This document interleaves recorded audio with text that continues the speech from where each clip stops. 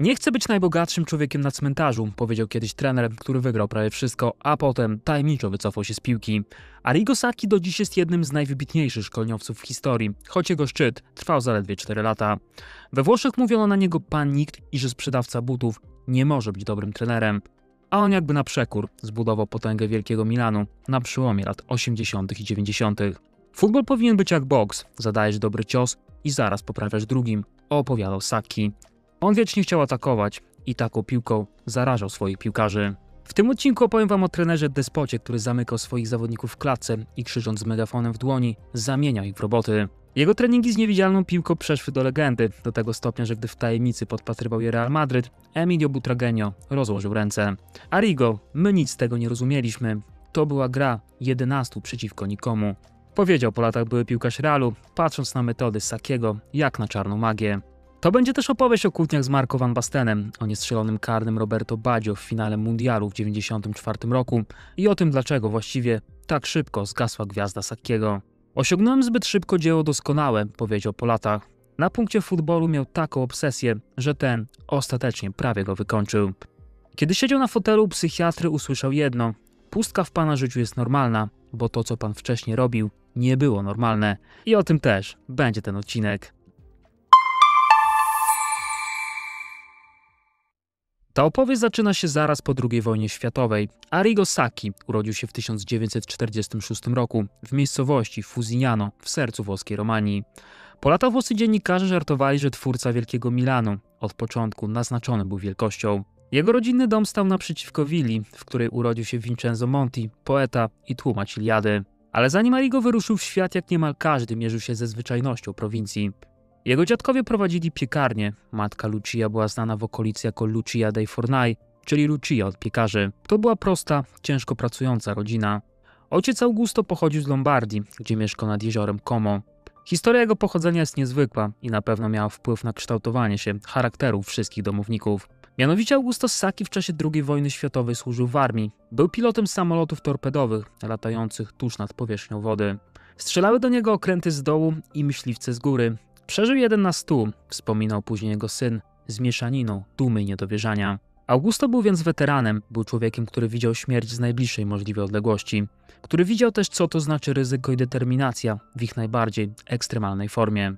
Po wojnie próbował grać w piłkę, ale ostatecznie zajął się biznesem. Został większościowym udziałowcem w fabryce obuwia, kontynuując rodzinne tradycje. To właśnie ojciec dał małemu Arrigo jego pierwszy prawdziwy skarb, czyli piłkę. Chłopiec miał wtedy 6 lat. To była jego pierwsza wielka radość, moment, który zapamiętał na całe życie. Arrigo miał dopiero 8 lat, kiedy na horyzoncie pojawiły się Mistrzostwa Świata w Szwajcarii w 1954 roku. Telewizory we Włoszech w tamtych czasach były rzadkością. Futbol jaki znamy, czyli na wyciągnięcie pilota albo smartfona, zupełnie nie istniał. W tamtym czasie, czyli latem 1954 roku, rodzina Sacchich przebywała akurat na wakacjach nad morzem. Nagle okazało się, że 8-letni Arrigo zaginął. W rodzinie zapanowała panika, ale tylko ojciec Augusto zachował zimną krew. Od razu wiedział, gdzie szukać młodego kibica. Znalazł syna w barze, siedzącego na stoliku, bo na krześle był po prostu za mały, by widzieć ekran. Młody siedział zahipnotyzowany meczem Urugwaju, transmitowanym przez jeden z nielicznych telewizorów w okolicy. To był oczywiście dopiero początek. Mały Arrigo zakochał się w reprezentacji Węgier słynnego Ferencza Puszkasza. I tu zaczął się konflikt z matką. Arrigo, oni wszyscy są komunistami, krzyczała Lucia, wychowana w ściśle katolickiej, antykomunistycznej Italii po II wojnie światowej. Odpowiedź syna była zabawna i prosta. Mamo, ale co mnie to obchodzi? Oni dobrze grają w piłkę. Po latach ten dialog fruwał jako anegdota przy rodzinnym stole. To był też klucz do zrozumienia całego Sacchiego. Dla niego liczyła się tylko jakość gry, meritum. Nie polityka, nie ideologia i nie narodowość. Sam Sacchi wspominał później. Kochałem drużyny, które dominowały. Drużyny, które dawały emocje i które grały optymistyczny futbol. A taką drużyną byli właśnie Węgrzy, opowiadał Włoch. Sacchi od początku upierał się, że piłka musi dawać radość, inaczej zaprzecza swojej idei. Kochał Węgry, później kochał Brazylię, kochał Real Madryt, Di Stefano i Puszkasza. To nie były przypadkowe wybory. To były zespoły, które w swoich czasach pokazywały coś nowego i robiły rewolucję w tej grze. Sacchi dzięki piłce poznawał geografię, historię i ogólnie świat. Miał też szczęście, że ojciec często zabierał go w podróż. Jedno pamięta doskonale i po latach odnosił się do niej w wywiadach. Chodziło o wyjazd z ojcem do Niemiec. Ojciec jak typowy Włoch wyśmiewał Niemców, mówiąc, że są kruki, czyli nie mają w sobie finezji i są sztywni. Włochów z kolei nazywał furbi, czyli nazywał ich sprytnymi i umiejącymi obchodzić problemy na różne sposoby. Ale młodemu Sackiemu coś nie pasowało w tej klasyfikacji. W Niemczech zobaczył lepsze warunki niż we Włoszech. Ten kraj był po prostu lepiej zorganizowany. Zadał ojcu krótkie pytanie. Tato, skoro my jesteśmy furbi, a oni kruki, to dlaczego my wykonujemy u nich poniżające prace, a oni w tym czasie jeżdżą Mercedesami? Jak się można domyślić, ojciec na tak postawione pytanie nie miał gotowej odpowiedzi. To była krótka scenka, która pokazywała, jak bardzo młody Sacchi różnił się od większości swoich rówieśników. Rozumiał już wtedy, że furbicja, czyli cwaniactwo i kombinowanie, tak naprawdę prowadzą donikąd. We Włoszech tymczasem dalej uważano to za coś dobrego. Już wtedy Sacchi pojął, że chodzenie na skróty nie przynosi stabilnych rezultatów i że każdy wynik powinien być osiągnięty dzięki odpowiedniemu wysiłkowi. Jak sam wspominał, Niemcy, gdy mówili o nas, streszczali wszystko 3 słowami: mafia, spaghetti i catenaccio. Gdy zostałem trenerem, za wszelką cenę chciałem wyeliminować to 3 słowo. Spaghetti lubiłem, więc było ok, a na mafię nie miałem wpływu. Mogłem tylko wyeliminować catenaccio i to też robiłem, śmiał się po latach Sacchi. Z rodzinnego domu wyniósł 2 kluczowe wartości, które później zdefiniowały jego rozumienie futbolu. Po pierwsze, pracowitość. Nastoletni Arrigo już w wieku 19 lat musiał zastąpić swojego ojca w firmie, gdy ten wylądował w szpitalu. To było brutalne wprowadzenie w dorosłość, zarządzanie firmą, odpowiedzialność za pracowników, konfrontacja z trudnymi warunkami społecznymi. Po drugie, ojciec nauczył go odwagi w obliczu niemożliwego. Wiele razy opowiadał mu, że bycie pilotem w tamtych czasach to tak naprawdę misja samobójcza. A mimo to przeżył. Gdy później Sacchi jako trener wprowadzał szalone i ryzykowne schematy, wysokie ustawienie obrony, pressing na całym boisku, ten gen odwagi ewidentnie w nim pulsował.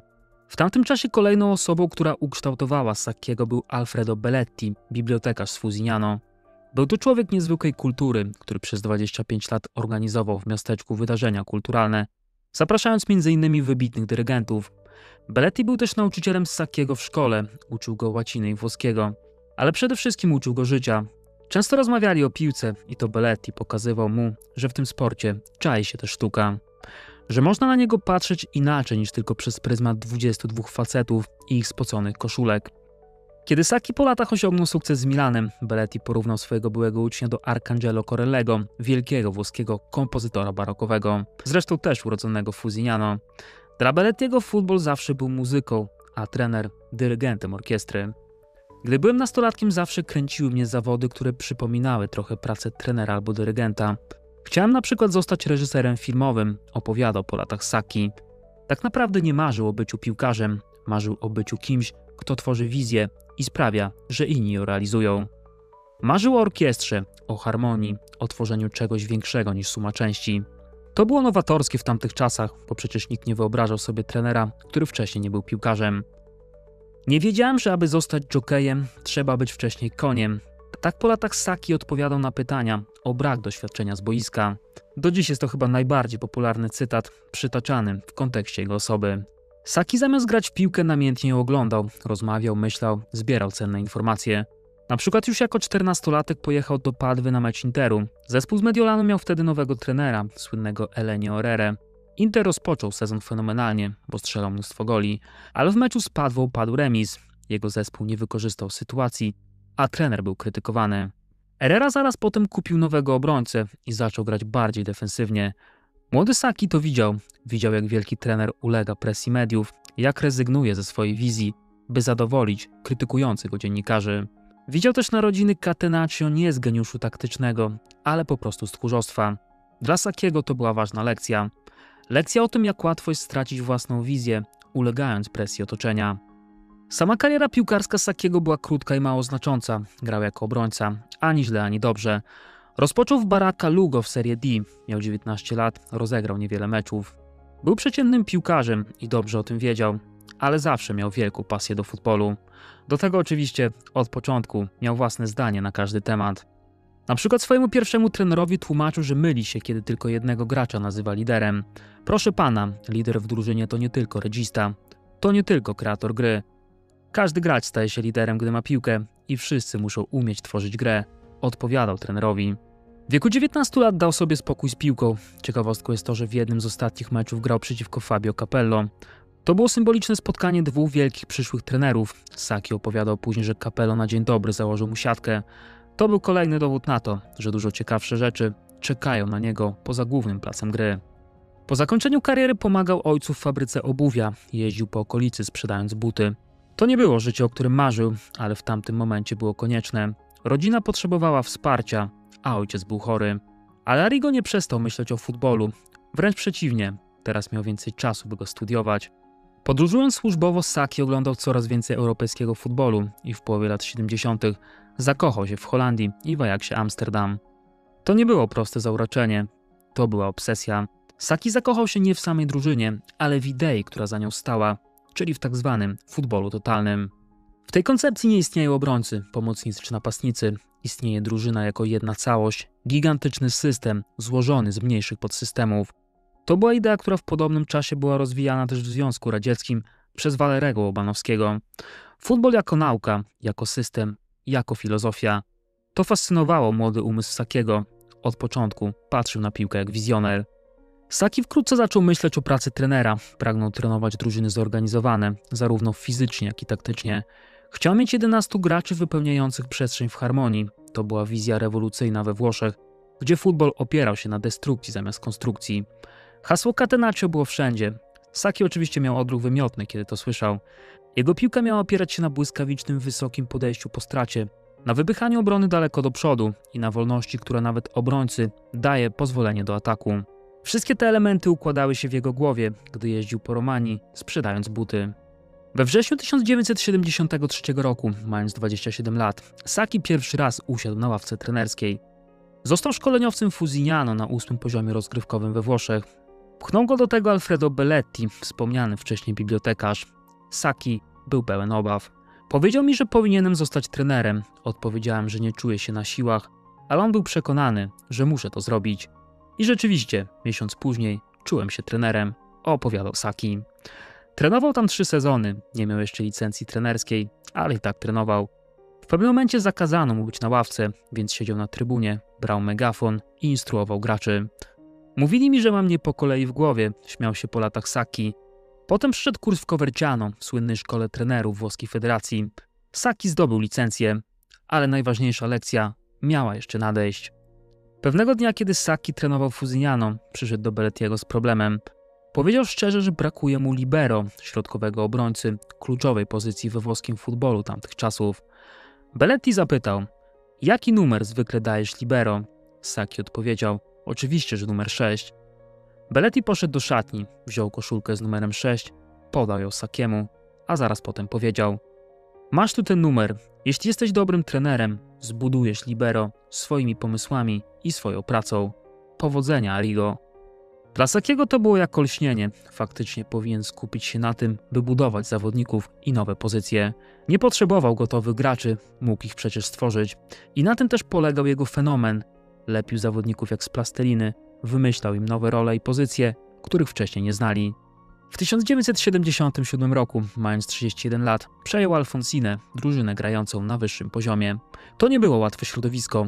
Alfonsine miał reputację miejsca, gdzie niemal wszyscy poprzedni trenerzy zostali pobici przez kibiców. Saki sam o tym wspominał. Niemal wszystkich poprzednich trenerów spotkały grzmoty. Ja zacząłem źle, potem było dobrze, potem źle, potem dobrze i znowu źle, ale jakoś mnie nie pobili, opowiadał Saki. Mimo wszystkich trudności, mimo zmiennych wyników, ludzie widzieli w nim coś innego. Widzieli pasję, zaangażowanie. Przede wszystkim widzieli, że sam w siebie wierzy i ma klarowną wizję.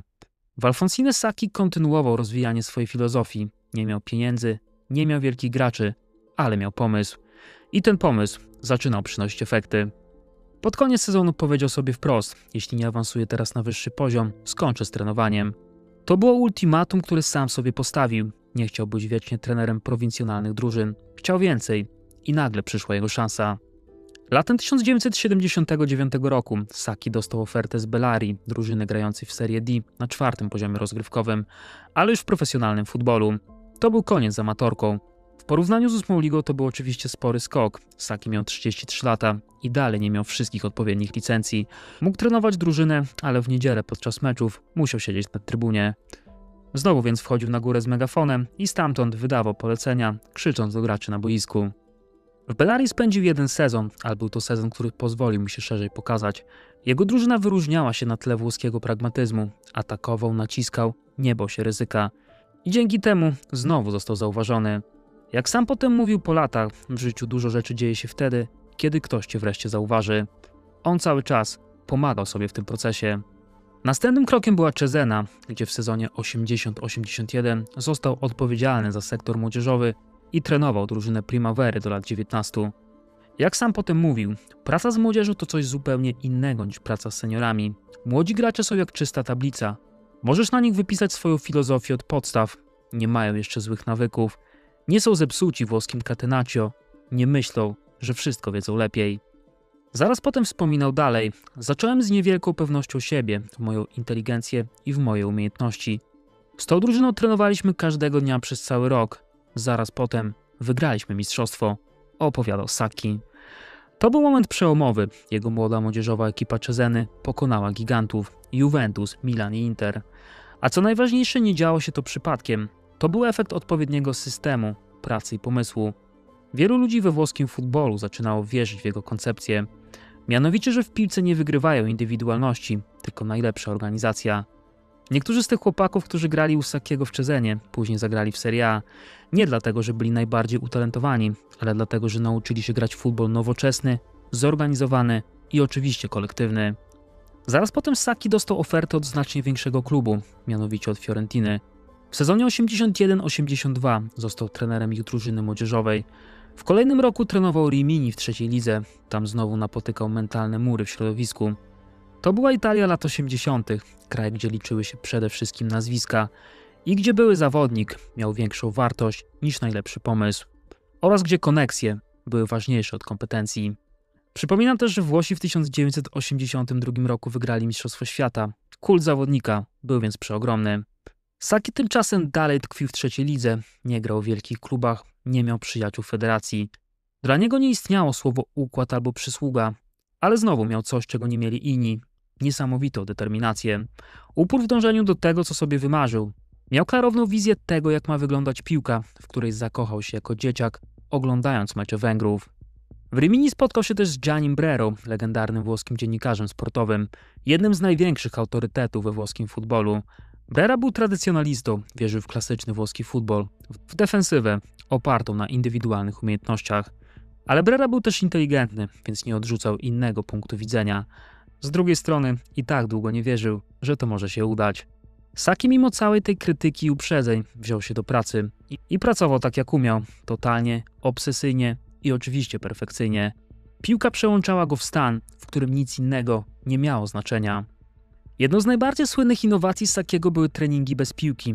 Wyprowadzał całą jedenastkę na boisko i rzucał hasło „Piłka jest tutaj”, wskazując palcem miejsce na boisku. I wtedy wszyscy musieli się poruszać tak, jakby piłka rzeczywiście tam była.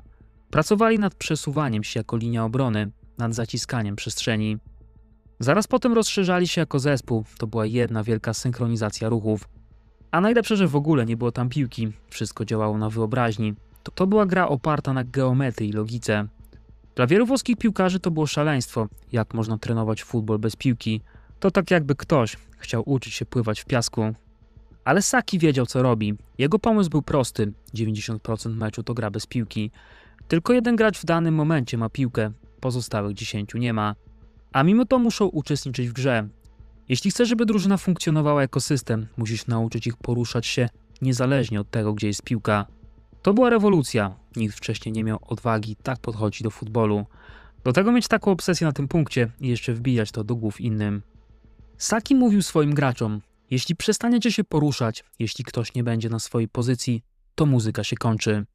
Drużyna miała być jak orkiestra, każdy instrument był ważny, każdy musiał grać swoją partię idealnie, synchronicznie z innymi. Był 1985 rok, Sacchi właśnie przeszedł z Rimini do Parmy. Miał już 39 lat, czyli nie był młody, wiele lat poświęcił trenowaniu, a i tak ciągle drapał w trzeciej lidze. Parma miała być ostatnią szansą na przebicie się na najwyższy poziom. Pierwszy sezon był fenomenalny, drużyna wygrała Serię C i awansowała do Serie B, czyli do drugiej ligi. Sacchi pokazał, że jego metody działają nie tylko z młodzieżą, nie tylko na prowincji, ale mogą przynieść konkretne korzyści w dużych klubach. Parma stopniowo rosła. Grała już w drugiej lidze, ale przełomem okazał się Puchar Włoch, gdzie rywalizowały wszystkie drużyny z każdego poziomu. Nagle wylosowali Milan, jeden z największych klubów w historii futbolu. Drużynę pełną gwiazd z właścicielem Silvio Berlusconi, który rok wcześniej kupił klub i zamierzał zbudować z niego potęgę. Tamten moment był ewidentnie przełomem w karierze Sacchiego, trampoliną, która pozwoliła mu się wybić i znowu zostać zauważonym. Już przed sezonem spotkali się w sparingu. Pierwsza połowa zakończyła się bezbramkowym remisem, ale Parma grała lepiej. Ostatecznie przegrała, ale po meczu do szatni gości przyszedł Silvio Berlusconi, podając rękę Sacchiemu i mówiąc: „Będę się panu przyglądał”. Los sprawił, że już miesiąc później, 3 września, Parma znów mierzyła się z Milanem, tym razem w Pucharze Włoch na San Siro. Prezes Parmy Ernesto Ceresini był przerażony, wziął Sacchiego na bok. „Posłuchaj, Arrigo, akurat zaczęliśmy kampanię sprzedawania karnetów. Jeśli stracimy 5 albo 6 goli, entuzjazm osłabnie. Postaraj się zminimalizować straty, nie przegraj tego za mocno”, mówił Ceresini. Ale Sacchi nigdy nie robił kroku wstecz. Naciskali od pierwszej minuty, biegali więcej, szybciej myśleli. Lepiej też poruszali się bez piłki. Włoska prasa oniemiała. Parma wygrała tamto spotkanie 1-0, a publiczność wygwizdywała piłkarzy Milanu. Zaraz potem Berlusconi ponownie przyszedł do szatni gości, by pogratulować. „Będę się panu przyglądał także w lidze”, powiedział boss Milanu. System Pucharu Włoch był tak skonstruowany, że po meczach w grupie przyszła potem faza pucharowa i tutaj znowu trafili na Milan. Gianluca Signorini, piłkarz Parmy, był zaniepokojony. „Jeśli tym razem przegramy, to zniszczymy też tamten pierwszy wyczyn. Cuda nie zdarzają się 2 razy, trenerze”, mówił Signorini. Sacchi spokojnie odpowiedział: „Nie zawsze, Gianluca, ale czasem się zdarzają”. I faktycznie, Parma znów wygrała na San Siro 1-0. Bramkę w 82 minucie strzelił Mario Bortolazzi. To był szok, to było coś niebywałego. Milan został pokonany drugi raz przez drużynę z Serie B. Trener Nils Lidholm, legenda klubu, mimo że właśnie stracił posadę, przyszedł pogratulować Sacchiemu. Berlusconi tym razem się nie pojawił, ale w prasie mówił wprost: „Sacchi zbudował ciekawą i mocną drużynę”. Kiedy Arrigo miał już opinię gościa, który maltretuje wielki Milan, dostał telefon od dziennikarza z Mediaset. Był marzec 1987 roku. „Berlusconi chce się z tobą spotkać w poniedziałek”, usłyszał w słuchawce. Sacchi myślał, że chodzi o transfery jego młodych piłkarzy. Nie spodziewał się, że rozmowa ma dotyczyć jego samego. Ostatecznie spotkanie zostało przełożone, najpierw z powodu złej pogody, bo helikopter Berlusconiego nie mógł wylecieć. Potem dlatego, że Berlusconi w Rzymie negocjował kontrakty z gwiazdami telewizji, która oczywiście należała do niego. Sacchi w tym czasie czekał i dalej nie spodziewał się, że to może być rozmowa dotycząca jego nowej pracy. Był przecież trenerem z drugiej ligi, takie przeskoki w piłce praktycznie nie istnieją. Powoli pytała o niego Fiorentina, ale wtedy Berlusconi ustalił kolejny termin. W marcu spotkali się w jego pałacu, w słynnej Villa San Martino w Arcore. Sacchi doskonale pamięta ten dzień. „Urzekła mnie jego pasja i entuzjazm. Sprawił, że natychmiast poczułem się swobodnie. Już po zamienieniu paru słów miałem silne przekonanie, że znam tego człowieka całe życie. Od pierwszej chwili uświadomiłem sobie, że jesteśmy ulepieni z tej samej gliny, że urodziliśmy się po to, by marzyć o rzeczach wielkich”, wspominał Sacchi. Kiedy usłyszał propozycję pracy, praktycznie oniemiał. „Albo jesteście szaleńcami, albo geniuszami. Dajcie mi kontrakt, podpiszę go od razu”, odpowiadał poruszony. Tamta wiosna i tamto spotkanie w Arcore w 1987 roku ewidentnie zmieniły bieg historii. Domino ruszyło, papiery zostały podpisane. Pan Nikt, jak złośliwie nazywano Sacchiego, został trenerem jednego z największych klubów świata. Człowiek, który przez 14 lat wspinał się po drabinie kariery od 8. ligi do Serie B, nie pomijając ani jednego szczepla i nigdy nie będąc zwolnionym. Podpisał kontrakt na 1 rok. Tylko na 1, bo sam nie był pewien, czy w ogóle się do tego nadaje. Mocno wierzył w swoją wizję, ale przeskok do Milanu z jego presją i z wymaganiami był po prostu potworny. Wtedy jeszcze nie wiedział, że za 4 lata jego Milan będzie uznawany za najlepszą drużynę klubową w historii futbolu. Nie miał prawa wiedzieć, że jego metody będą studiowane przez pokolenia trenerów na całym świecie. Nie wiedział też, że stanie się legendą. Wchodził do zupełnie nowego świata. Przed nim było Milanello, nowoczesny ośrodek treningowy. Przed nim byli Baresi, Maldini, Van Basten, Gullit i Rijkaard. Przed nim było też mityczne San Siro na 80 000 ludzi i przed nim była historia. Ale zanim przyszedł nowy sezon, musiał znowu zmierzyć się z negatywnymi opiniami na swój temat. Włoska prasa w swoim stylu grała nagłówkami pod tytułem „Pan Nikt”. Signor Nessuno, to była jego łatka. Piłkarze też byli sceptyczni co do jego osoby. Pierwszego dnia w Milanello przyjeżdżali kwadrans przed treningiem i znikali 20 minut po jego zakończeniu. Po kilku tygodniach doszło do konfrontacji. Saki spojrzał wszystkim w oczy i powiedział: może jestem panem nikt, jak piszą gazety, ale w ostatnich latach wcale nie wygraliście więcej ode mnie. Jeśli nadal będziecie trenować tak, jak trenujecie, to wygracie jeszcze mniej. Wściekał się Saki. Miał na sobie ciemne okulary przeciwsłoneczne w stylu generała Pattona, w ręku trzymał megafon. To z niego wydawał polecenia. Zawodnicy Milanu żartowali, że Arrigo bez megafonu to jak kapitan bez statku. Nawet po latach, gdy odwiedzał Milanello jako doradca, przynosił megafon na treningi, by pośmiać się ze starych czasów. To jeszcze bardziej podkreślało jego dziwny charakter. To nie było coś, do czego zawodnicy byli przyzwyczajeni. Inni trenerzy nazywali go na przykład człowieczkiem z Fusignano. Padały oskarżenia. Jak ten sprzedawca butów śmie myśleć, że może trenować Milan? Ale oczywiście Silvio Berlusconi stał niewzruszony, stał za nim murem i tylko to się liczyło. Żeby nauczyć graczy pressingu oraz intensywności, Saki kazał zbudować w Milanello klatkę. Boisko 40 na 25 metrów z wysokimi ścianami i siatką nad głowami. Można się tam było poczuć jak w więzieniu. W klatce organizował 3-minutowe gierki z udziałem 2 drużyn, bramkarza i 3 zawodników. Ciągłe atakowanie, piłka nigdy nie uciekała, zawsze była w grze. Saki oczywiście znalazł sobie drabinę, siedział na niej z megafonem i dyrygował. Pewnego dnia jego żona Giovanna powiedziała w rozmowie z Mauro Tassottim: słyszałem, że Arrigo już nie krzyczy, teraz używa megafonu. Tassotti uśmiechnął się i szybko ją sprostował. No nie do końca, teraz krzyczy przez megafon, powiedział Tassotti. Tak wyglądały początkowe sceny budowy Wielkiego Milanu. Miałem szczęście, że pozwalali mi kupować graczy najbardziej funkcjonalnych do mojej idei futbolu. To coś, co we Włoszech nie zdarza się prawie nikomu. Trenerzy muszą robić cuda, bo te drużyny są jak arlekin, poszyte z wielu różnych kawałków, z różnymi koncepcjami. To trudne, bo takim drużynom brakuje potem spójności, opowiadał Saki. Szatnia Milanu była pełna gwiazd. Franco Baresi, legendarny libero, kapitan i symbol klubu. Paolo Maldini, młody, ale już uznawany za wielki talent. Mauro Tassotti, doświadczony obrońca i kupieni Holendrzy, Ruud Gullit oraz Marco van Basten. Absolutny top w tamtych czasach. Pewnego razu do Milanello przyjechał Diego Abantantuono, wielki milanista i znany włoski aktor, który chciał potrenować z drużyną. Na jego nieszczęście trafił na popołudnie, kiedy zawodnicy ćwiczyli pressing. Później dziennikarze zapytali go, jak poszło. Facet odpowiedział: teraz już wiem, jak czuje się kulka we fliperze, odpowiedział włoski aktor. Ten cytat był esencją Sakiego. Nasz poprzedni trener skupiał się tylko na fizyce. Saki pokazywał nam też aspekty mentalne. Opowiadał z kolei Carlo Ancelotti, dzisiaj wielki trener, ale wtedy po prostu zawodnik tamtej ekipy. Saki nauczył nas być niewiarygodnie skupionymi, myśleć o futbolu cały czas. To było bardzo stresujące, ale nauczyłem się tak wiele. Jeśli wcześniej mogłem powiedzieć, że intensywność pracy wynosiła 20, to w Milanello Sakiego intensywność wynosiła 100, dodawał Włoch. Paolo Maldini nazywał to trenowaniem w piekle. Saki z kolei używał Formuły 1 jako przykładu. Mówił w ten sposób: jeśli ktoś nie jeździ 200 km na godzinę na treningu, to jak może to zrobić potem w wyścigu? Grasz tak, jak trenujesz. Tę regułę wbijał do głów piłkarzom. Niedziela, czyli dzień meczu, była momentem weryfikacji. Jedną z najbardziej słynnych innowacji Sakiego, która później stała się legendą, były treningi bez piłki. Wspominałem już o tym trochę wcześniej. Zawodnicy jego poprzednich klubów znali tę metodę doskonale, ale wielkie gwiazdy Milanu dopiero teraz wybałuszały oczy. Saki tłumaczył: mówiłem im, że bramkarz ma piłkę, pokazywałem to palcem. Każdy z nich miał ustawić się tak, jakby zaraz zaczynała się akcja.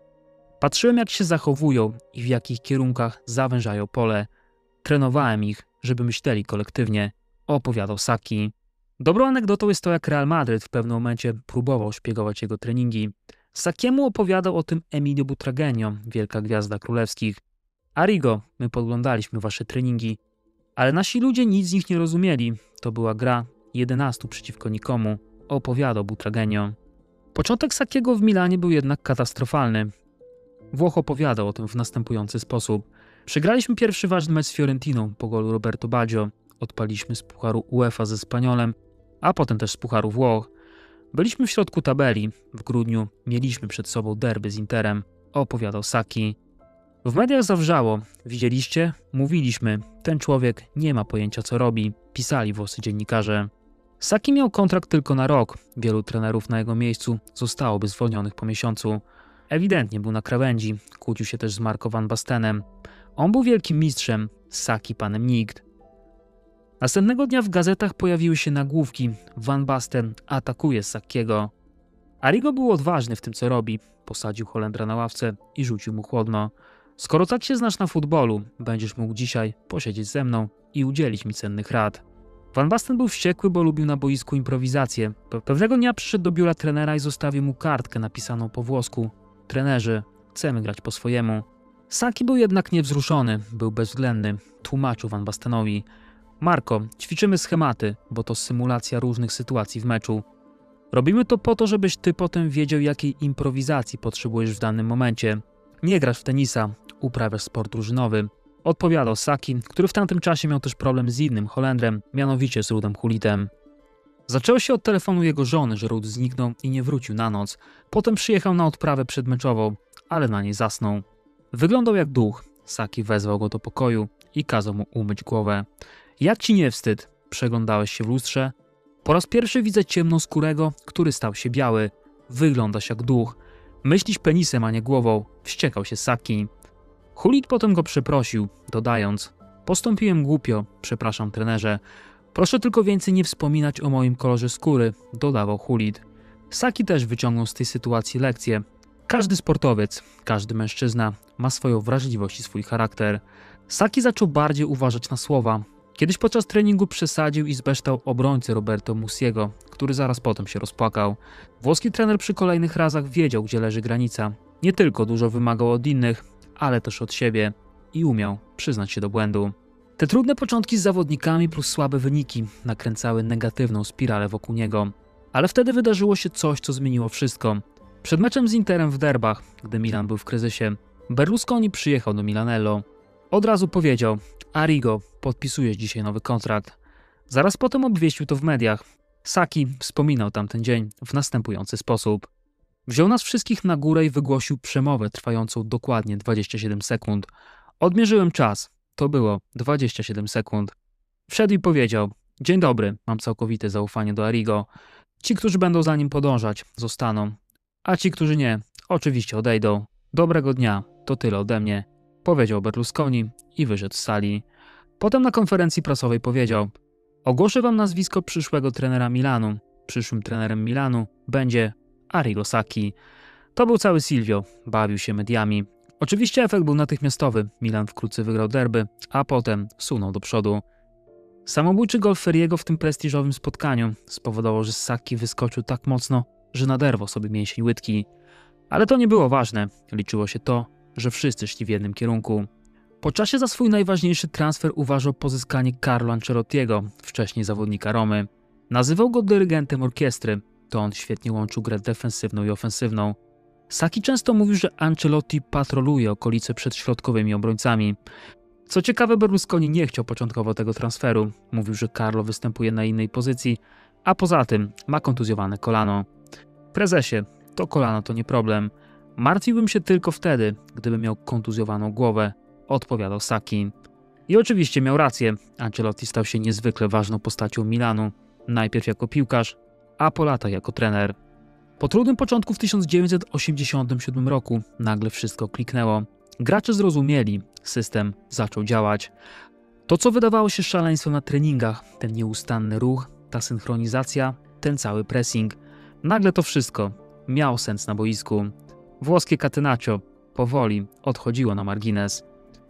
Sacchi wyjaśniał swoją filozofię. We Włoszech jak strzelić gola, to wszyscy się wycofują. A ja mówiłem: zaraz, atakujcie dalej. Bo to jest jak boks, zadajesz dobry cios i zaraz poprawiasz drugim, opowiadał włoski trener. Jego pierwszy sezon 87-88 był trudny. Po piętach co chwilę deptało mu Napoli Diego Maradony. Drużyna dowodzona przez najlepszego piłkarza świata przez większość kolejek była właściwie liderem. Milan dopiero się kształtował i próbował gonić każdego tygodnia. Każdego dnia mówiłem, że dogonimy i wygramy tytuł. Piłkarze myśleli, że jestem szalony.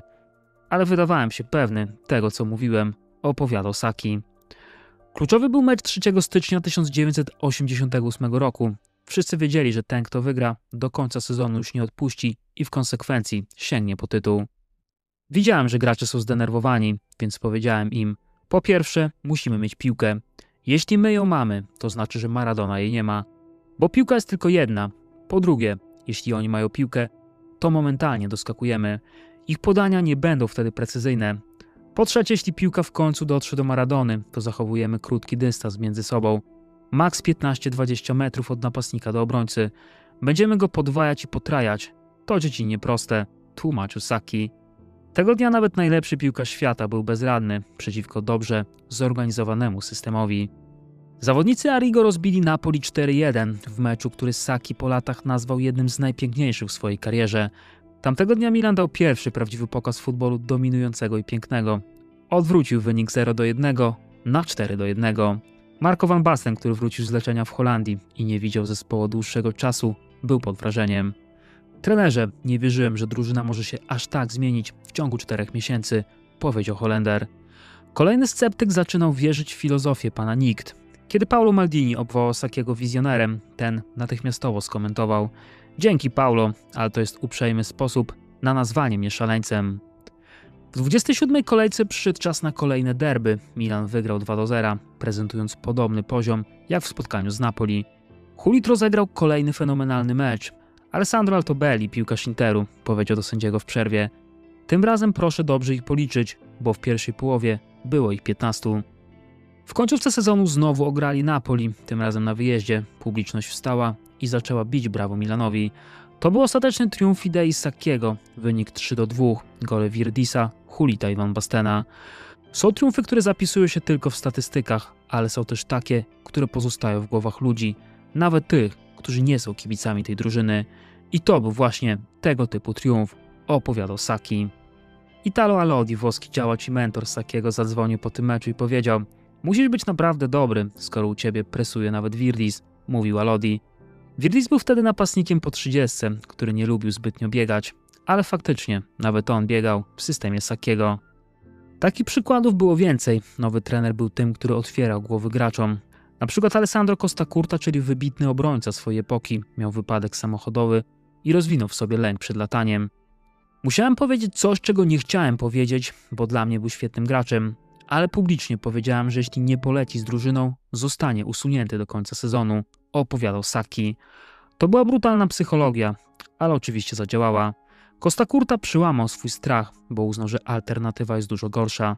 W ten sposób zagrał świetny mecz, a kiedy przełamał lęk, okazało się, że za tym lękiem nie ma już nic. Od tej pory spokojnie latał samolotem i grał znakomicie. Milan ostatecznie wygrał Scudetto w sezonie 87-88 po raz pierwszy od 9 lat. Tamten sezon do dziś uchodzi za legendarny. Królem strzelców był Diego Maradona, ale w kraju i w tabeli rządzili rossoneri. W dodatku stracili tylko 14 goli. To pokazywało, że system Sacchiego działał nie tylko ofensywnie, ale przede wszystkim defensywnie. Zwartość, synchronizacja, pułapki offside'owe. Wszystko to czyniło Milan prawie nie do pokonania. Sezon 1988-1989 zaczął się jednak fatalnie. Hulit ciągle doznawał urazów, Van Basten też miał problemy. Ancelotti znów przeszedł operację łąkotki. Między listopadem a styczniem rozegrali 7 meczów ligowych, 4 przegrali, 2 zremisowali i tylko 1 wygrali. Sacchi był wściekły i nie bał się o tym otwarcie mówić. Jeśli uważacie, że tak jest w porządku, to okej, ciągnijmy to dalej. Na pewno dużo osiągniemy, ironizował trener. To, co się obecnie dzieje, jest prawdziwą zdradą wobec klubu, mnie i kibiców. Zbyt wiele rzeczy robimy powierzchownie i jesteśmy słabi niemal we wszystkim. Dosyć tego, krzyczał Sacchi. W styczniu 1989 roku media trąbiły, że lada dzień zostanie zwolniony. Sacchi akurat w tamtym momencie gościł w Milanello przez 10 dni 3 wspaniałych francuskich trenerów: Luisa Fernandeza, Gerarda Houliera i Arsena Wengera. Obserwowali oni treningi, a na koniec powiedzieli: nigdy wcześniej nie widzieliśmy, by ktoś pracował w ten sposób. Wy będziecie następnymi mistrzami Europy, mówili Francuzi. Berlusconiemu nie spodobała się ta wizyta. Uważał, że Sacchi źle zrobił, pokazując sekrety klubu. Ale trener nie miał nic do ukrycia. Twierdził, że to nie jest żadne rocket science. Jego zdaniem prawdziwe sekrety czaiły się w szczegółach, w ciągłym korygowaniu czasu i przestrzeni podczas treningu. A tego nie robi się od tak. To trzeba samemu umieć wypracować. Rewanż 1/8 finału Pucharu Mistrzów z Crveną Zvezdą na Marakanie w Belgradzie stał się legendą. Była jesień 1988 roku. Podczas treningów w przeddzień meczu zawodnicy słyszeli wybuchy za stadionem. Saki od razu zrozumiał. To były strzały z karabinów maszynowych.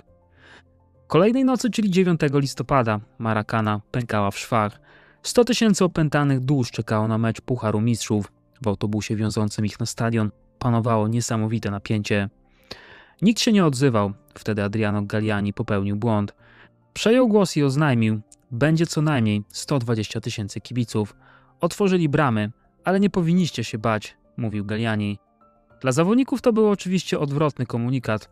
Skoro Galliani mówi, że nie trzeba się bać, to znaczy, że coś jest na rzeczy i że strach jest wskazany. Atmosferę wtedy rozbroił Hulit. Ile normalnie przychodzi na ich mecze? Około 40 000, padła odpowiedź. Okej, to dobrze. To znaczy, że cała reszta przyszła tutaj dla nas, zaśmiał się Holender.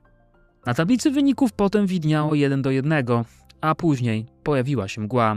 Gęsta, mleczna, nieprzenikniona. Sędzia przerwał spotkanie. Milan musiał zostać w Belgradzie i przez noc mierzyć się z myślami.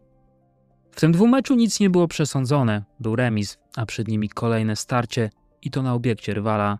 Następnego dnia 10 listopada zagrali ponownie. Saki spędził większość nocy w pokojach piłkarzy, tłumacząc wszystkim. Kojarzycie tego faceta, który potyka się na torach? Pociąg przejeżdża nad nim, a on ociera się, wstaje i czuje dodatkową siłę. To jest siła ocalałego, który wie, że szczęście ma po swojej stronie. I właśnie tacy teraz jesteśmy, opowiadał Saki. Mecz zakończył się wynikiem 1:1 po dogrywce. Doszło do rzutów karnych. Massimiliano Capellini, 17-latek, był jednym z wyznaczonych wykonawców. Rijkaard zobaczył, jak się trzęsie i od razu powiedział o tym Sakiemu. Saki zmienił plan. Często był liderem i despotą na ławce, ale umiał też słuchać rad swoich kluczowych graczy. Ostatecznie postawił na rutyniarzy w serii 11. Giovanni Galli, bramkarz Milanu, obronił 2 karne strzelane przez graczy z Belgradu. Potem Rijkaard wykonał decydujący strzał. Piłka pewnie poleciała w lewy róg i wpadła do bramki. To był wielki moment. Milan pokonał swoje cierpienie i strach. Pokonał prowokację drużyny z Bałkanów. To był absolutny szał. Marakana wrzała, a piłkarze Milanu, jak aktorzy po spektaklu, ukłonili się nisko. W ćwierćfinale przeszli Werder Brema po bramce Van Bastena, a w półfinale dali lekcję futbolu na Santiago Bernabéu wielkiemu Realowi Madryt. Saki przed meczem otworzył gazetę i czytał piłkarzom artykuł Gianniego Brery, który radził: Milan będzie musiał wyczekiwać i zapolować na nich z kontrataku. Saki ironicznie zapytał: takiej rady udziela nam najbardziej poważany włoski dziennikarz sportowy. Czy powinniśmy go posłuchać? Wtedy wstał Ruud Gullit i znowu śmiejąc się na głos dodał: trenerze, my jutro będziemy ich atakować od pierwszej minuty, powiedział Holender. Saki pękał z dumy. 2 lata nauki nie poszły na marne. Zaraz potem przyszedł pierwszy gwizdek 5 kwietnia 1989 roku. Jeśli wierzyć oficjalnym protokołom, to na Santiago Bernabéu zasiadło aż 95 000 widzów. Tego dnia Milan pokazał Europie nową twarz futbolu. Dominowali od początku do końca. Real czasem próbował się odgryźć, ale co chwilę łapany był na spalonym. Emilio Butragueño po meczu mówił zszokowany: spędziłem w Realu całe życie, trafiłem tu jako młody chłopak. Nigdy wcześniej nie widziałem drużyny, która przyjechałaby na Bernabéu i rządziła tak, jak robił to Milan, opowiadał Butragueño. Następnego dnia hiszpański dziennik AS zamieścił tytuł: lekcja futbolu na Bernabéu. Wynik 1:1, nie mówił wszystkiego. 19 kwietnia 1989 roku przyszedł czas na rewanż. Berlusconi był pewny swoich graczy. Dziennikarzom przed spotkaniem powiedział: poprosiłem moich zawodników o colleadę. To było dość prowokacyjne, ale na boisku nie miało to znaczenia, bo Milan faktycznie szedł jak po swoje. Wygrał 5:0. San Siro nie dowierzało własnym oczom. Ludzie siedzieli długo po meczu, śpiewając i świętując, jakby nie chcieli pożegnać się ze spektaklem. Giuseppe Tornatore, czyli znany włoski reżyser filmowy, otrzymał w tym czasie nagrodę Grand Prix za Cinema Paradiso. Włosi zachwycali się tym filmem, a potem mówili, że w piłce rządzi Milan Paradiso. Wszyscy czuli się jak w raju. Centrum futbolu na przełomie lat 80. i 90. ewidentnie było we Włoszech. 24 maja 1989 roku przyszedł czas na finał ze Steaua Bukareszt w Barcelonie. Katalonia została zalana włoskimi kibicami. Nigdy przedtem nie było takiej pielgrzymki. 100 samolotów, 700 autokarów, 5000 samochodów, nawet statek. Wszystko ruszyło w stronę Barcelony. To był czas, kiedy reżim Ceausescu nie zezwolił na wyjazd z Rumunii kibiców z Tieły, dlatego wszystkie bilety przypadły Rossonerim. Autokar z drużyną przemieszczał się pośród tłumu w tempie spacerowym, niczym lodołamacz. Franco Baresi zapytał: trenerze, kto się będzie tłumaczył przed tymi wszystkimi ludźmi, jeśli ten mecz przegramy? Ale Sacchi odpowiedział: Franco, myśl tylko o tym, że wygramy. Przed meczem do szatni wszedł Berlusconi. Sacchi powiedział mu, że na tym stadionie jest wszystko, nawet kaplica. Silvio śmiał się, że już tam był i porozmawiał chwilę z kim trzeba.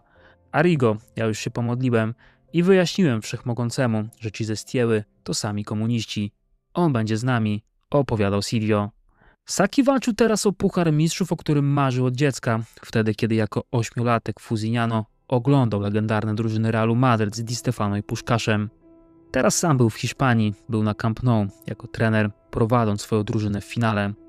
Co ciekawe, Sacchi był jednym z pierwszych trenerów, którzy wprowadzili analizę wideo do treningów.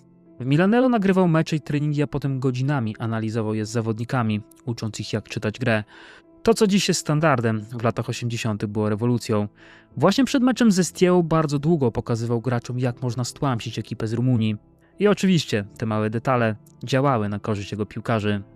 W ciągu 90 minut Milan oddał 21 strzałów na bramkę. Stiała została całkowicie zdominowana. Włosi wygrali 4-0. To była miazga. Berlusconi opuścił trybunę jeszcze przed końcowym gwizdkiem i zszedł na boisko. Czekał na ostatnią sekundę, klęcząc przy stoliku nakrytym obrusem z czerwonego aksamitu, na którym stał Puchar Mistrzów. Po meczu uściskał Sacchiego, mówiąc: nigdy tak dobrze nie wydałem swoich pieniędzy. Po meczu pośród dziennikarzy Silvio uderzał w patetyczne tony, cytował starożytnych poetów, przemawiał po łacinie, mówiąc: jutro wyruszymy na rozległe morze. Ten wspaniały wieczór z trybuny obserwował też Alfredo Belletti, bibliotekarz z Fusignone i wielki przyjaciel Sacchiego. Przyjechał do Barcelony z reklamówką ze sklepu spożywczego i nocował w najtańszym hotelu, żeby zaoszczędzić na innych wydatkach. Jego kumpel tymczasem właśnie wygrał Puchar Mistrzów, a francuski L'Équipe napisał rano: futbol nie będzie już taki sam. To była prawda. Milan Sacchiego pokazał nową twarz piłki nożnej. Pressing, dominacja, piękno i budowanie na jasnych ideach. UEFA po latach wybrała tamten Milan na najlepszą drużynę wszechczasów. Kiedy Sacchi wrócił do Włoch i jechał autostradą, nagle zobaczył za sobą radiowóz. Zjechał na pobocze, pogodzony z mandatem. Tymczasem okazało się, że to był zastępca komendanta policji w Bolonii, zagorzały kibic Milanu. Kiedy rozpoznał słynnego trenera, zaczął go gonić, tylko po to, by mu pogratulować. Oficjalne świętowanie odbyło się oczywiście w willi Berlusconiego w Arcore. Po triumfie w Barcelonie Sacchi wiedział, że przyszedł czas na kolejne wyzwanie. Milan chciał obronić Puchar Mistrzów. W finale w Wiedniu w 1990 roku wygrał po golu Rijkaarda z Benficą. Sacchi wspominał tamten sezon. Mimo że zajęliśmy dopiero drugie miejsce w Serie A za Napoli Diego Maradony, w europejskich pucharach ponownie nie mieliśmy sobie równych. Rządziliśmy cały czas, chociaż nie wszystko w tamtym sezonie było świetne, opowiadał po latach Sacchi. W Serie A ugotowała ich Verona w przedostatniej kolejce. Sędzia wyrzucił z boiska Van Bastena, Rijkaarda i Costa Curte, a także samego Sacchiego. Mecz kończyli w 8. To było coś nieprawdopodobnego. Przegrać z 16 drużyną Serie A w momencie, kiedy mieli tytuł na wyciągnięcie dłoni. Ostatecznie przegrali ligę 2 punktami z Napoli. Tamten mecz z Veroną był gigantyczną ością w ich gardle. Sacchi w takich momentach szedł do Berlusconiego i mówił, że kończy z Milanem. Wtedy Silvio wysyłał go na krótki urlop, a chcąc przekonać do pozostania, zabierał na wycieczkę helikopterem.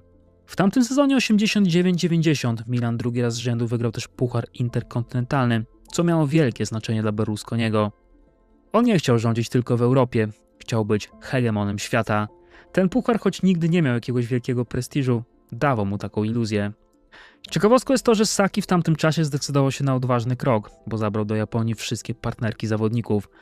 Ludzie w sztabie ostrzegali go: Arrigo, w ciągu 8 dni te kobiety zniszczą ci 2 lata pracy. Ale Sacchi uparł się przy swoim, piłkarze byli zadowoleni, w zespole panowała sielankowa atmosfera. W dodatku następnego dnia czerwono-czarne koszulki sprzedawały się na całym świecie jak świeże bułeczki. Milan był na absolutnym topie, stał się globalną marką.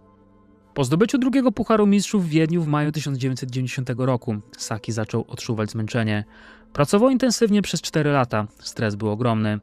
W lutym 1991 roku powiedział, że po sezonie odejdzie z klubu. Ostatecznie zajął drugie miejsce za Sampdorią, Vialego i Manciniego. Dla ekipy z Genui był to pierwszy triumf w historii. Ekipa z Gianluco Pagliuco w bramce i z Attilo Lombardo w pomocy naprawdę szturmem wzięła tamten sezon. To było wielkie rozczarowanie dla Milanu. W Pucharze Mistrzów odpadli w półfinale z Olympique Marsylia. To był też koniec marzeń o trzecim triumfie z rzędu. Nie dało się tej drużyny stymulować w kółko. Każdy cykl w pewnym momencie musi się kiedyś skończyć. Sacchi wiedział, że jego zawodnicy nie są robotami. Przez 27 lat całkowicie poświęcałem się piłce nożnej. Stres był wartością dodaną, elementem rozwoju. Ale w dłuższej perspektywie wiem, że mnie wykończył, opowiadał potem włoski trener. Od dawna miał też dolegliwości żołądkowe blisko choroby przodowej. Zdrowie co jakiś czas dawało mu sygnały, że stąpa po kruchym lodzie. Kiedy Sacchi przekazał Berlusconiemu, że odchodzi z Milanu, prezes robił wszystko, żeby popchnąć go w stronę Realu Madryt. Silvio bał się, że jego ukochany trener może objąć Juventus. Berlusconi zaproponował mu nawet 2 miliardy lirów, by przekonać go do zostania. To było więcej niż płacił mu za cały sezon pracy w Milanie. Sacchi mówił jednak, że nie chodzi o pieniądze. Chodzi o zdrowie, o to, że musi w końcu odsapnąć i zatroszczyć się o siebie. Sacchi nigdy też nie pogodził się z tym, jak stracili Scudetto w sezonie 89-90. Przegrali z Napoli tylko 2 punkty. Chodziło o kontrowersyjne przyznanie Napoli walkoveru w meczu z Atalantą, po tym jak gracz Napoli dostał monetą w głowę. Piłkarz po latach przyznał, że wyolbrzymiał uraz. Kiedy po latach przypadkowo spotkali się w miejscu publicznym, Sacchi powiedział: „Przez tego pana przegrałem Scudetto”. Mówił to z bardzo surową twarzą, zawsze był bezpośredni i szczery. Ale nawet bez tamtego Scudetto jego gablota jest potężna, a wkład w piłkę jeszcze większy. Dodam tylko, że z tamtego zespołu wyszło kilku selekcjonerów, a Rijkaard i Ancelotti jako trenerzy wygrali Ligę Mistrzów. Tak jak wcześniej wspominałem, w 1991 roku, po 4 latach nieustannego napięcia, stresu i perfekcjonizmu, Arrigo Sacchi był wykończony. Piłkarze też, choć cenili jego pracę i wizję, wiedzieli, że na dłuższą metę taki klimat wykańcza. To było szczere wyznanie. Sacchi był despotą, perfekcjonistą, człowiekiem, który wymagał absolutnie wszystkiego od swoich graczy. I przez 4 lata oni mu to dawali, ale miało to swoją cenę, psychiczną i fizyczną. Milan budował dalej na fundamentach, które położył Sacchi. Fabio Capello przejął drużynę i w ciągu następnych 5 sezonów wygrał 4 mistrzostwa i 1 Puchar Mistrzów. Sacchi przypatrywał się temu z boku. Zaraz potem rozpoczął rozdział pod tytułem Reprezentacja Włoch. Nie była to praca oparta na codziennej charówce, więc mógł poczuć się lżejszy. Kadrę objął w listopadzie 1991 roku po Acelio Vicini, który zajął 3. miejsce na słynnym Mundialu Italia 90. Z drugiej strony Vicini sromotnie odpadł z eliminacji do Euro 92, przegrywając walkę ze Związkiem Radzieckim. Włosi byli wkurzeni, ewidentnie potrzebowali nowego otwarcia. Sacchi w ten sposób tłumaczył specyfikę swojej nowej pracy. W kadrze byłem 30 albo 40 dni rocznie z piłkarzami. W klubowej piłce natomiast co roku robiłem 300 sesji treningowych. W reprezentacji każdy zawodnik był z innej zagrody, nie było tam jednego wielkiego systemu, opowiadał włoski trener. To była fundamentalna prawda. Selekcjoner nie ma czasu, by budować schematy tak, jak robi to trener klubowy. Gracze przyjeżdżają raz na kilka miesięcy, trenują parę dni i grają. Potem wracają do klubów, gdzie grają zupełnie inaczej. We Włoszech rosło napięcie, bo kadra od 1982 roku nie wygrała niczego. Sacchi prowadził reprezentację w sposób, który wzbudzał kontrowersje. Nie patrzył na nazwiska, nie interesowały go układy. Interesowało go tylko jedno – kto pasuje do jego systemu. I tutaj zaczęły się problemy. Jednym z najbardziej głośnych przypadków było wykluczenie Gianluigi Viallego z kadry na Mundial w 1994 roku. Vialli był jednym z najlepszych napastników we Włoszech, gwiazdą z Sampdorii i Juventusu. Był gigantem tamtych czasów, choć oczywiście dopiero w marcu wrócił po ciężkiej kontuzji. I Sacchi miał pewne usprawiedliwienie. Ale we Włoszech dużo mówiło się, że selekcjonerowi ten typ napastnika po prostu nie pasował. Poza tym jedna z anegdot mówiła, że Vialli sam ukręcił na siebie bicz, kiedy poprosił łysego selekcjonera o szampon do włosów. Jak można się domyślić, żartem nie spodobał się Sacchiemu. Wiedziałem, że Vialli może dać więcej niż inni, ale musiałem zachować harmonię drużyny, tłumaczył później selekcjoner. Vialli nie pasował do systemu, był klasycznym włoskim napastnikiem, czekał na piłkę, kończył akcję, strzelał gole. Ale nie pracował w pressingu, nie poświęcał się dla kolektywu, tak jak Sacchi tego wymagał. Giuseppe Signori z Lazio, czyli król strzelców Serie A, też był marginalizowany. Sacchi wolał wystawiać 33-letniego Daniele Massaro, swojego wiernego żołnierza z Milanu, niż najskuteczniejszego napastnika ligi. Arrigo budował reprezentację przede wszystkim na graczach z Milanu, którzy znali jego system: Franco Baresi, Paolo Maldini, Alessandro Costa Curta, Mauro Tassotti w obronie, Demetrio Albertini, Roberto Donadoni w pomocy, Daniele Massaro w ataku. To miało sens taktyczny, ale wywoływało krytykę prasy. Pomimo trudności Włosi zakwalifikowali się na Mistrzostwa Świata w 1994 roku w Stanach Zjednoczonych. Nie byli faworytem. Mówiono, że to ekipa z potencjałem, ale w tamtym czasie ich gra nie była najlepsza. Mówiłem, że musimy stacjonować na zachodnim wybrzeżu, bo tam klimat jest lepszy. Nic z tego nie wyszło. Decydowali politycy, szczególnie Giulio Andreotti. Chciał, żebyśmy byli na wschodzie, bo tam jest najwięcej naszych emigrantów, opowiadał były selekcjoner. Ostatecznie okazało się, że emigranci kupowali bilety, ale potem sprzedawali je z zyskiem. Byli furbi, czyli tymi sprytnymi. Jak mówił Sacchi, na pierwszym meczu z Irlandią było więcej Irlandczyków niż Włochów. Poza tym selekcjoner był wściekły na temperatury tamtego lata. Wilgotność była potworna, trzeba było spać z klimatyzacją.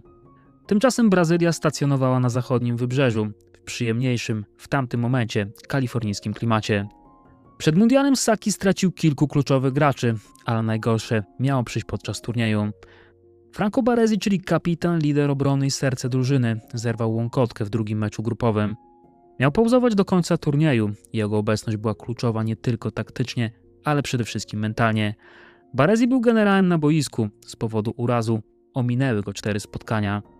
Roberto Baggio, czyli wielki napastnik tamtej ekipy, też miał problemy z mięśniem. Kłopoty nie oszczędzały Gianfranco Zolle i Angelo Di Livio.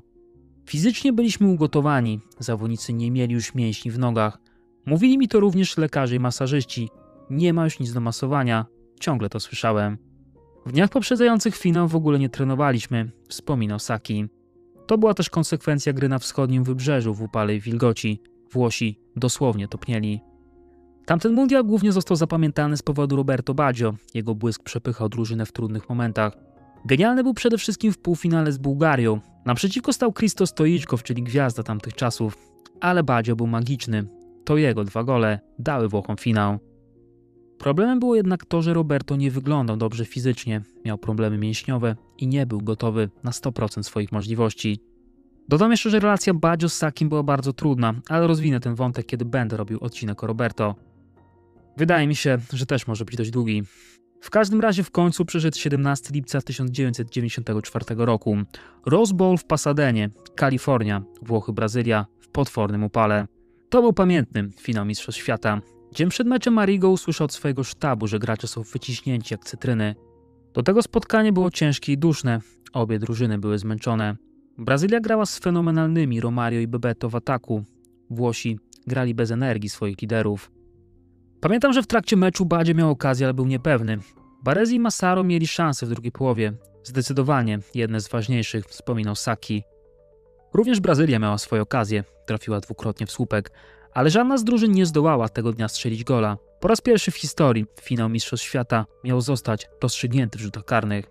Zawsze powtarzałem, że 11 wykonywane po 120 minutach bitwy to rodzaj gry liczbowej. I nadal tak myślę, mówił włoski trener. Pierwszy strzelał Franco Baresi, kapitan, legenda, człowiek, który wrócił po kontuzji, by zagrać w finale. Legendarny numer 6 stanął naprzeciwko Claudio Taffarella, a potem fatalnie przeniósł piłkę nad poprzeczką. Włosi zaczęli najgorzej jak się da, ratował ich Gianluca Paliuca w bramce, a potem nie trafił też Daniele Massaro jako strzelec numer 4. Wierny żołnierz Sacchiego z Milanu tym razem okazał się jego przekleństwem. Brazylia wygrywała 3-2, a do piłki podszedł Roberto Baggio, finezyjny napastnik, bohater całego turnieju. Musiał strzelić, by zachować szansę Włochów. Podszedł do piłki, zmęczony, w bólu, niosąc na swoich barkach nadzieję całego narodu. A potem, podobnie jak Baresi, strzelił wysoko ponad poprzeczką. Po latach wracają pytania, co by było, gdyby Baggio utrzymał Włochów w grze. Czy byliby w stanie wygrać ten finał? I co gdyby Sacchi po triumfach w Pucharze Mistrzów z Milanem dołożył jeszcze Puchar Mundialu w tak krótkim czasie? Żaden trener nie mógłby się z nim równać. Po meczu w Pasadenie w szatni niektórzy płakali, opowiadał Sacchi. Zwróciłem się do wszystkich, mówiąc, że wydali tego dnia duszę. Powinni być dumni z tego, gdzie zaszli. Bez żalów i wyrzutów. Dali z siebie maksimum. Ten wynik, czyli drugie miejsce, nie został doceniony w kraju tak, jak się spodziewaliśmy. To mnie martwi, mówił Sacchi po latach. Zwracał jeszcze uwagę na polityków, którzy mącili i burzyli klimat wokół kadry. Gdybyśmy wygrali, to oni wróciliby samolotem, a my byśmy płynęli statkiem. To pozostaje moim największym żalem. Kadra była ich zabawką, dodawał z goryczą trener. Po mundialu Saki pozostał na stanowisku selekcjonera. Włochy zakwalifikowały się do Euro 96 w Anglii, ale turniej był katastrofą. Włosi nie wyszli z grupy. Saki po latach powiedział, że w kraju zaczęło wiać inne powietrze. Mianowicie nostalgia za prostszym, bardziej włoskim futbolem. Co ciekawe, nie został zwolniony, bo w federacji trwało bezkrólewie. Mianowicie brakowało nowego prezesa, który mógłby go zwolnić. To jednak oczywiście nastąpiło. Saki odszedł jako trener, który wywalczył wicemistrzostwo świata, ale też odpadł z grupy na Euro 96. Został zapamiętany z tego, że ciągle eksperymentował ze składem. W 52 meczach dał szansę 55 debiutantom. Do tego nigdy nie wystawił 2 razy z rzędu tego samego składu. Jak sam mówił, problem był fundamentalny. Włoskie kluby grały defensywnie, a reprezentacja próbowała grać do przodu. Gracze przyjeżdżali z klubów, gdzie uczono ich jednego, a Saki wymagał czegoś przeciwnego i nie miał czasu, by ich przestawić. W 1996 roku dostał ofertę powrotu do Milanu. Urugwajczyk Oscar Tabares okazał się nieporozumieniem i wytrwał tylko kilka miesięcy. Milan był w kryzysie. Berlusconi zadzwonił do swojego starego przyjaciela. Saki bez wahania zgodził się. To miała być piękna historia powrotu do domu. Mistrz wraca do klubu swojego życia, by przywrócić dawną chwałę, ale stało się inaczej. Myśleli, że wyleczą poważnie chorego pacjenta aspiryną. Brakowało grupy, brakowało ducha drużyny i dlatego brakowało wszystkiego. Pomyliłem się też ja, przyznawał później Saki. Drużyna była stara, zmęczona, pozbawiona motywacji. Van Basten już nie grał, zakończył karierę w 1995 roku z powodu kontuzji. Huli też odszedł, Rijkaard odszedł, Baresi kończył karierę. Zostały tylko cienie dawnej wielkości. Saki nie miał już tej samej energii, by budować wszystko od nowa. Na San Siro spotkał też Roberto Baggio, którego wcześniej nie powołał na Euro 96. Saki wolał wtedy Zola i młodego Alexa Del Piero. Tego typu napięcia też mu nie pomagały. W Milanie podczas drugiego podejścia miał 50 lat, jak na trenera to niewiele, ale i tak czuł się zmęczony. W sezonie 96-97 Milan zajął tragiczne 11. miejsce w tabeli. Symbolem klęski był mecz przeciwko Juventusowi, przegrany na San Siro aż 1-6. Władimir Jugowicz, Zinedine Zidane i Christian Vieri wrzucili ekipę Sakiego na karuzelę i z każdym kwadransem kręcili coraz mocniej. To był fatalny sezon. Berlusconi nie był w stanie wspierać Sakiego tak jak robił to dawniej. Mówiło się, że zaprosił do siebie Fabio Capello na kilkudniowe negocjacje, mimo że sezon ciągle trwał. Saki oficjalnie prowadził jeszcze drużynę, ale wszyscy wiedzieli, że jego dni są policzone. Przegrał w kolejce numer 33 i w kolejce numer 34. Nawet w swoich ostatnich meczach nie potrafił wygrać. Jego średnia w tamtym sezonie wynosiła 1,17 punktu na mecz. To był absolutny dramat. Wraz z końcem sezonu wielki trener odszedł z Milanu. Musiał wtedy pewne rzeczy poukładać w głowie. Nie wiedział, czy jeszcze wróci na ławkę trenerską. Nie miał pomysłu, w jakim otoczeniu mógłby znowu wrócić na szczyt. Z perspektywy czasu dziwnym ruchem wydaje się jego transfer do Atletico w czerwcu 1998 roku. Zatrudnił go szalony prezes Jesus Hill i jak to miał w zwyczaju, po 7 miesiącach zmusił do dymisji. Poza tym zrobił to wtedy, kiedy akurat wyszedł z więzienia. Saki powiedział, że okej, ale musi wypłacić mu cały kontrakt. Panowie jakoś się dogadali, a potem o Sakim w Hiszpanii słuch zaginął. Jestem zmęczony i żegnam się z futbolem. Na zawsze, ogłosił w emocjonalnej przemowie na konferencji prasowej. Miał wtedy 52 lata. Jego metody wymagały totalnego zaangażowania, nie tylko jego, ale całego klubu, wszystkich graczy, wszystkich działaczy. A tego w Atletico nie było i nie mogło być przy takim prezydencie jak Hill. Przez prawie 3 lata Saki pozostawał z dala od piłki, dotrzymywał słowa, nie trenował, nie prowadził żadnej drużyny. Wypoczywał w swojej willi Fusignano, otoczony drzewami. Ale futbol go nie opuszczał, oglądał mecze, analizował i studiował. Nadal był obsesyjnie zainteresowany rozwojem gry, nowymi taktykami, młodymi trenerami. Guardiola wysyłał mu nagrania meczów, pytał o zdanie, prosił o radę. Saki czuł się doceniony. Sklebiało mu to, że nowe pokolenie trenerów wraca do jego Milanu z lat 90. W 2001 roku po 3 latach przerwy Saki dał się namówić na powrót. Zadzwoniła Parma, czyli klub, w którym kiedyś zaczynał swoją wielką przygodę. To było miejsce, dzięki któremu trafił do Milanu. Włoch przejął drużynę pod koniec sezonu i miał ją przygotować na kolejny. Ale po 23 dniach na stanowisku, tylko po 23 dniach, Saki zrezygnował ze względów zdrowotnych. To było szokujące, bo rozegrał tylko 3 mecze i żadnego nawet nie przegrał. Początek wyglądał więc obiecująco.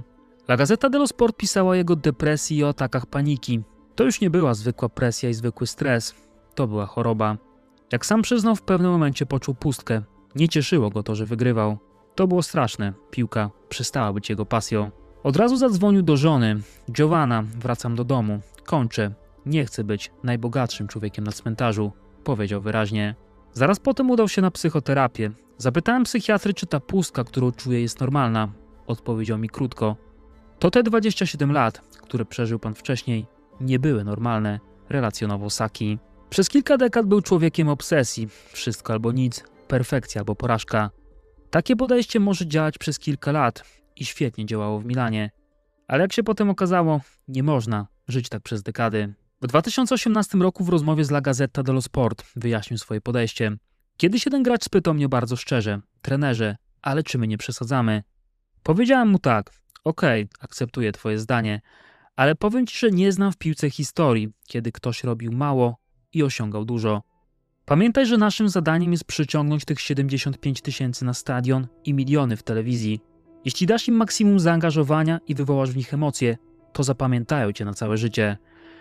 Wygrane przychodzą i odchodzą, są statystyką, ale sposób, w jaki to osiągniesz, pozostaje w ludzkich głowach, opowiadał Saki. Do końca był wierny swoim ideom, choć oczywiście musiał zapłacić za to cenę. Po odejściu z Parmy w 2001 roku Saki dotrzymał słowa. Już nigdy nie był trenerem pierwszej drużyny. Miał 55 lat. Jego kariera trenerska trwała od 1973 roku do 2001. Ale praktycznie cała jego legenda została zbudowana w latach 87-91, zaledwie 4 lata w Milanie.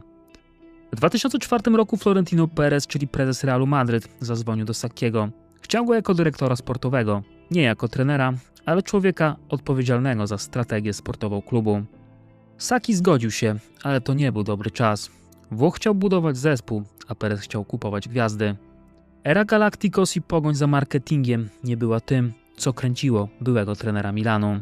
Szybko zrezygnował, poświęcił się pisaniu, wykładom, spotkaniom z młodymi trenerami. Napisał też książkę Calcio Totale, w której opisał swoją filozofię, swoje doświadczenia i swoje lekcje. Ciągle udziela się też w włoskich mediach, debatując, a nawet pisząc felietony. Saki był też dyrektorem technicznym Milanu, kiedy ten wygrywał Ligę Mistrzów z Ancelottim. 27 lat stresu dało mi to, że mam dziś święty spokój, mam czas na robienie wiele rzeczy. Mam 2 słodkie wnuczki i wnuka, który biega szybciej niż Forrest Gump, opowiadał Arrigo. Każdego dnia trenuje i jeździ na rowerze, aż do śmierci Silvio Berlusconiego w 2023 roku. Cały czas mieli stały kontakt. Dzwonił do mnie, żebym pracował dla niego. Powiedział mi Arrigo: chodź, zostań u nas dyrektorem, mój klub Monza właśnie na ciebie czeka. Dam ci willę i lokaja, opowiadał Berlusconi. Nie, dziękuję prezydencie, jest za późno, wspominał Saki. Po latach wiele razy udzielał bardzo ciekawych wywiadów we włoskich mediach, czasem filozofując nawet o Bogu i życiu po śmierci. Osiągnąłem zbyt szybko dzieło doskonałe i nigdy później nie miałem już wewnętrznego ognia, który wcześniej mnie napędzał. Tak w skrócie wytłumaczył, dlaczego jako wielki trener z sukcesami skończył się w 1994 roku. Jego dziedzictwo jest jednak niepodważalne. Guardiola, Klopp, Sarri, De Zerbi, Ancelotti. Oni wszyscy wiele razy mówili, że inspirowali się Milanem Sakiego. Arrigo często jest brutalnym krytykiem włoskiej piłki. Kiedy idzie źle, pierwszy mówi, co myśli. Jesteśmy narodem służalczym, który zawsze biegnie, by pomóc silniejszemu. Jesteśmy najbardziej skorumpowanym i nieszczerym krajem w Europie. To dla mnie naturalne, że w futbolu idziemy na łatwiznę i opieramy się na taktycznym sprycie, opowiadał Saki. Dzisiaj ma 79 lat, ale ciągle jest aktywny w mediach. Czasem wręcz wbija kij w mrowisko, kiedy mówi, że Włochy zatraciły dumę i poczucie godności narodowej, wpuszczając na boisko zbyt wielu cudzoziemców. Po latach inne światło na Sakiego rzucają też jego byli piłkarze, oczywiście ci, z którymi często się nie zgadzał, jak na przykład Marco van Basten. Saki umiał nawiązywać kontakty z dziennikarzami, wiedział, jak budować wizerunek wielkiego innowatora. Mówił o nim Holender w 2023 roku. Jak to w piłce, wszystko jest kwestią odpowiedniej narracji. Ale oczywiście za Sakim zawsze będą stały tytuły i tego nikt mu nie odbierze. Choć jego perfekcjonizm i obsesja kosztowały go zdrowie, włoski trener nigdy nie zdradził swoich ideałów. Futbol to sztuka, a ja chciałem być artystą, mawiał Saki. Dziś jako nestor włoskiego futbolu wciąż przypomina, że prawdziwa wielkość rodzi się z pasji, z odwagi i z wiary w to, że nawet pan nikt może stworzyć legendę. Sprzedawca butów, który zbudował jeden z najmocniejszych zespołów w historii. Sami przyznacie, ta historia jest legendarna. To tyle ode mnie na dziś. Mam nadzieję, że podobał Wam się ten długi odcinek. Myślę, że następne wideo takiej albo większej długości to będzie Alex Ferguson. Także komentujcie, subskrybujcie i wypatrujcie nowych odcinków. To tyle ode mnie na dziś. Trochę się nagadałem, więc dziękuję i pozdrawiam.